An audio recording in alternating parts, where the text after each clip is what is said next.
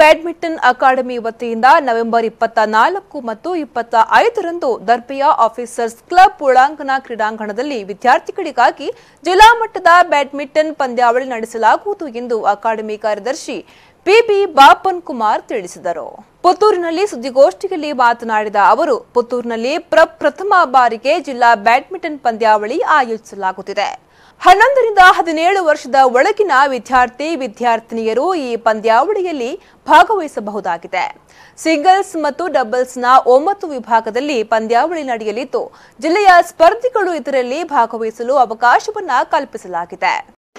ದಕ್ಷಿಣ ಕನ್ನಡ ಜಿಲ್ಲಾ badminton championship ಇದು ಪ್ರಥಮವಾಗಿ ಆಗ್ತಾ ಇರೋದು। ಈ ಅಕಾಡೆಮಿಗೆ ಅವಕಾಶ ಸಿಕ್ಕಿರೋದು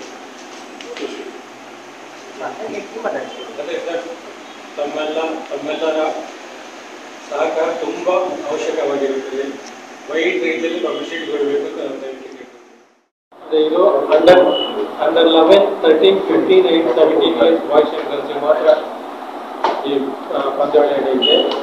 24ನೇ ತಾರೀಕು 26ನೇ ತಾರೀಕುವರೆಗೆ 3 ದಿವಸ officers club, indoor club, Darbe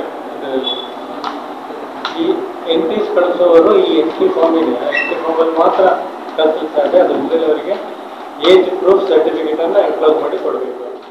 ಈ ಸಂದರ್ಭ ಸುದ್ದಿಗೋಷ್ಠಿಯಲ್ಲಿ ಪುತ್ತೂರು ಬ್ಯಾಡ್ಮಿಂಟನ್ ಅಕಾಡೆಮಿ ಅಧ್ಯಕ್ಷ ಪಿಜಿ ವೆಂಕಟರಾವ್ ಮತ್ತು ಜತೆ ಕಾರ್ಯದರ್ಶಿ ರಾಜೇಶ್ವರಿ ಸುಧೀರ್ ಹಾಜರಿದ್ದರು।